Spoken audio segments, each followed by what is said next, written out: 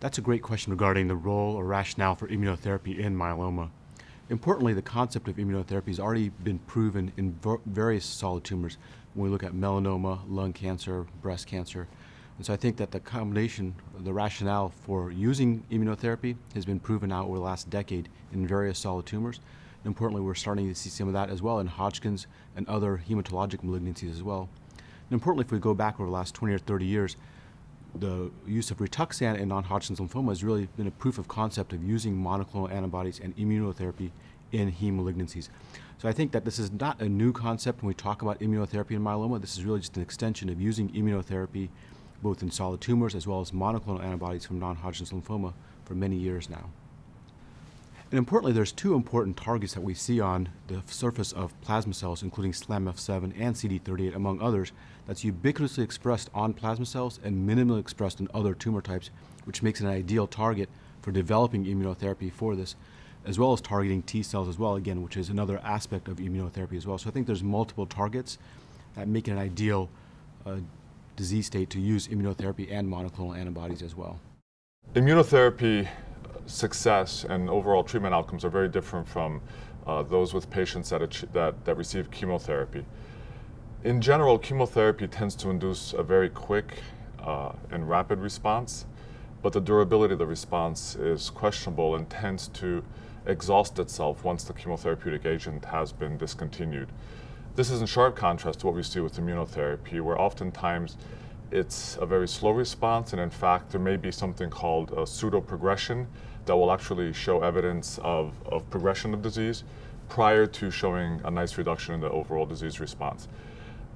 This has been recognized particularly in solid tumors, where on CT scans there can be enlargements of the tumor mass, then followed by progression of the disease. And I think in terms of the depth of response, certainly in myeloma, the criteria for measuring are the same. You measure the M spike, whether it's in the serum or in the blood, and the depth of that as ultimately defined by immunofixation negativity. And now we are also entering into the realm of looking at minimal residual disease, whether by flow cytometry or by allele-specific PCR.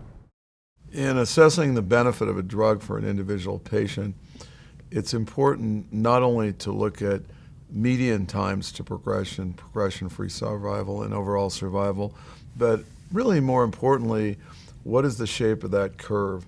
So over time, is there sustained differences? And if they become more apparent, suggesting ongoing benefit from the treatment that one is using that may be new. And we're seeing evidence of that in some of the new trials. There's what we call a plateau, a flattening of the curve, suggesting that these patients are deriving long-term benefit, as opposed in the past when people were continually progressing in both arms, even though there might be a separation.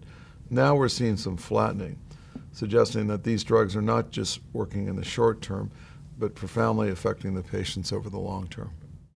Response rates with immunotherapy, I think, are still sort of in the genesis of trying to understand how best to interpret these things. And that has implications in terms of how clinical trials are designed, and obviously, from a patient-specific perspective, how to judge the overall success of the therapy. The one thing that I think is clear with immunotherapy, as I mentioned earlier, is that you have an ongoing response. Now, that response can be a very deep response, and for example, when one looks at the kinds of responses that are being seen with CAR T-cell therapy, patients are achieving very deep responses to MRD negativity. However, I think there are other therapies, such as vaccine therapies and possibly even monoclonal antibody therapies, where the ability to potentiate or to initiate and have persistence of an immune response may not necessarily translate into a deeper response, but will hopefully translate into a longer response. And so in that situation, again, a sharp contrast between chemotherapy and immunotherapy may be chemotherapy can give a deeper response, but immunotherapy may give a longer response.